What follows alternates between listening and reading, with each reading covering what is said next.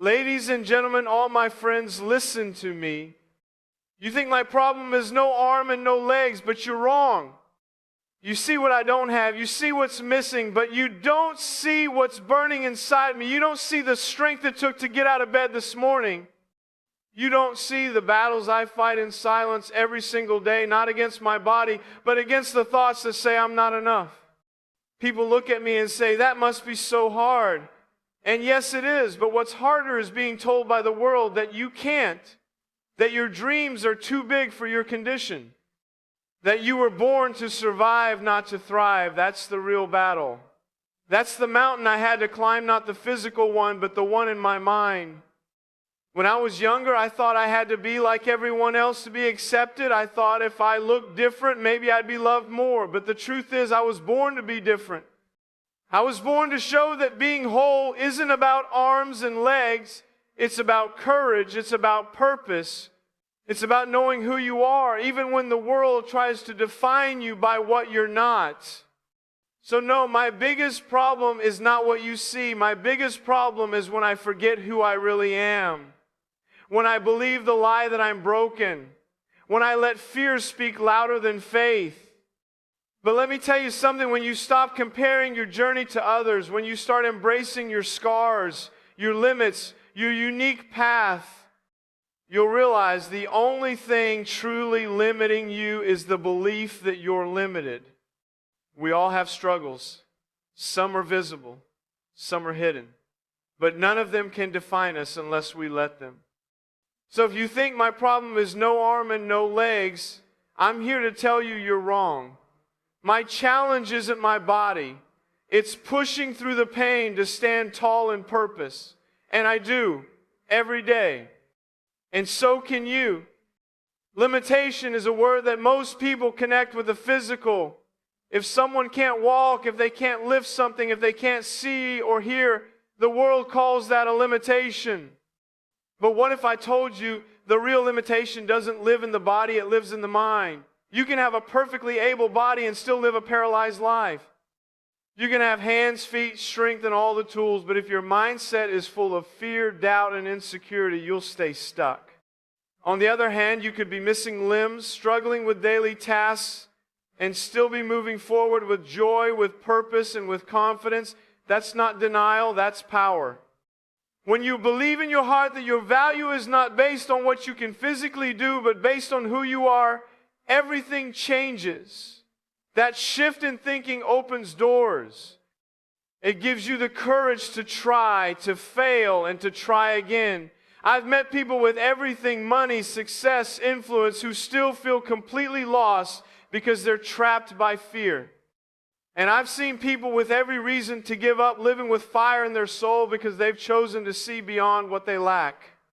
We are conditioned to think that if we don't have something someone else has, we're behind. That if we can't perform at a certain level physically, we're at a disadvantage. But that's not the truth. The truth is that the mind is the command center of everything. The body can be trained, adapted, worked around, but the mind must be transformed. If you can win the war in your head, you've already won.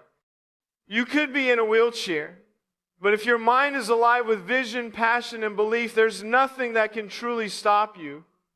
Every goal I've ever reached didn't start with my body. It started with a decision to believe I could. A decision to trust that I was created with purpose, even if I didn't look like everyone else. That decision was mental, emotional, spiritual, not physical. That's why the greatest battle is not what I do with my limbs, but what I do with my thoughts. When I rise above the noise in my head, I rise above everything else. That's where real freedom begins. The greatest battle we face is not against other people, not against circumstances, and not even against our physical limitations. The greatest battle is the one we fight against the lies we believe about ourselves. These lies don't scream, they whisper, they creep in slowly over time. They say things like, you're not good enough, you'll never be loved, you're too broken to be whole, or you'll always be less than. These thoughts don't just hurt, they shape us. They steal our confidence, silence our dreams, and keep us stuck in fear. The problem with these lies is that they feel like truth. especially when they echo what someone else has said or when they match what we see in the mirror. But just because you think something doesn't mean it's real. Just because you've heard something 1,000 times doesn't make it true. What makes it dangerous is not the words themselves, it's when you start to believe them. When you accept them as your identity. It's not easy to fight back. When your mind has been trained to think a certain way, you don't even notice the weight you're carrying. But if you can recognize that those voices in your head are not your own, that they don't come from truth, but from fear, from pain, from past wounds, you can begin to take your power back. You start replacing those lies with something stronger. Not just positive thinking, but real, deep, soul-level truth. That you are valuable, you are capable, you are here for a reason. I've learned that courage is not about never hearing those lies. It's about hearing them and not letting them control you. It's about standing in front of a mirror and choosing to love yourself even when the world tells you you're hard to love. It's about showing up even when your mind says you're not enough. Every breakthrough in life starts with a shift in belief. Before you walk into your dream, you have to walk out of your doubt. You have to silence the lies with truth every single day. That's the real fight. And when you win it, when you choose to believe in your worth, no matter what, you become unstoppable. Not because your path got easier, but because your mind got stronger. We live in a world that defines wholeness by appearance, ability, and perfection. If you look a certain way, move a certain way, live a certain way, then you're considered whole. But what if I told you that being whole has nothing to do with how you look on the outside and everything to do with who you are on the inside? I've learned through experience that you don't need arms and legs to live a complete life. You don't need to be like everyone else to walk in purpose, to find joy, to make an impact. You just need to accept that your value was never tied to the body you were given. It was tied to the heart you were born with. The world may call you incomplete, but the world doesn't get to write your story. Wholeness is not about lacking nothing. It's about living with everything you've been given. It's about finding strength in what you do have, not focusing on what you don't. There's nothing missing in someone who chooses to love, to give, to grow, to hope. That's what makes a person whole. Not limbs, not looks, not status, but heart. I've met people who seem to have it all, and yet they feel empty. They chase things that were never meant to fill them. And I've met people who've lost everything, health, stability, comfort, but they radiate peace. Why? Because they've learned that the deepest form of wholeness comes from within. It comes from knowing that you are enough exactly as you are. Wholeness doesn't mean you won't have hard days. It doesn't mean you never struggle. But it means you don't define yourself by the struggle. You define yourself by your resilience, by your capacity to love, by your decision to keep going, to keep believing, even when it hurts. There was a time I believed I was broken, not just physically, but emotionally, spiritually. But I came to understand that my worth wasn't up for debate. My story had value, not in spite of my challenges, but because of them. That's when I stopped trying to be normal and started living fully. That's when I stepped into a life that was more than enough. Not perfect, but whole. Because wholeness isn't found in fixing yourself, it's found in embracing yourself. Courage isn't loud.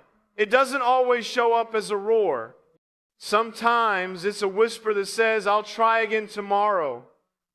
Sometimes it's the simple decision to keep going when everything in you wants to give up. Courage isn't the absence of fear, it's moving forward despite it. And the most courageous thing you can ever do is to choose purpose over pity again and again. It's easy to fall into self-pity when life doesn't go the way you planned.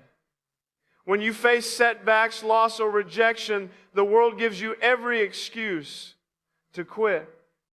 And honestly, no one would blame you if you did, but pity is a prison. It keeps you stuck in the pain, focused on what's wrong, what's missing, what's unfair. Purpose, on the other hand, lifts your eyes. It reminds you that you still have something to give, that your life still matters, that your story isn't over yet. There were days I wanted to hide, days I questioned why I was born the way I was. It would have been so easy to drown in that sadness, to stay small, to believe that I had nothing to offer. But deep down, I knew I had a choice. I could focus on everything I didn't have, or I could find meaning in what I did.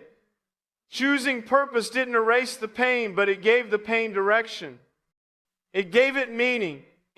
When you choose purpose, you stop asking, why me? And start asking, what now? You begin to see your struggles as part of the message, not the end of the story. You realize that someone somewhere needs to see you rise, needs to hear your voice, needs to know that it's possible to live with joy even when life looks different. Courage is not one giant leap. It's 1,000 tiny steps in the direction of hope. It's waking up and saying, today I will show up even if I'm scared, even if I feel weak, even if I don't have it all together. It's believing that your purpose matters more than your pain. And every time you make that choice, every time you live one more day, refusing to give in to pity you, inspire others to do the same. That's the power of courage. That's the beauty of purpose. We spend so much of our lives focused on what we lack. We compare ourselves to others, measuring our value by what they have that we don't. It could be physical ability, talent, beauty, intelligence, or opportunity. But the truth is, your worth has never been based on what you're missing. Your value doesn't come from your appearance, your achievements, or your limitations. It comes from your identity, your heart, your soul, your spirit. I used to believe I had to be like everyone else to be worth something. I thought if I could just change the way I looked or fix what was wrong with me, I'd finally be enough. But what I've learned is that the world's version of enough is always shifting. It's always just out of reach. So instead of chasing something you think you need to become, start honoring who you already are. What you lack doesn't define you. What defines you is how you respond to that lack. Some people have everything and do nothing with it. Others face challenges every day and still rise with purpose. What makes the difference? It's the decision to become something more than your circumstances. It's the decision to lead with love, strength, faith, and hope, even when life gives you every reason to quit. There's incredible power in owning your story, not just the highlights, but the hard parts too. The parts where you doubted yourself, the moments you broke down, the nights you cried in silence. Those experiences don't make you weak, they make you real. And it's in those real, raw moments that character is built. That's where resilience is born. The world might label you by your limitations, but you don't have to accept those labels. You were not created to fit in a box. You were not meant to be someone else's version of perfect. You were created with purpose, with vision, and with something unique that only you can offer. What you choose to do with that, that's what defines you. So stop looking at what you don't have and start asking yourself, who do I want to become? Because that choice, that pursuit, that belief, that's where your value truly lives. Not in what you lack, but in the strength of your becoming. Thanks, guys. God bless all of you.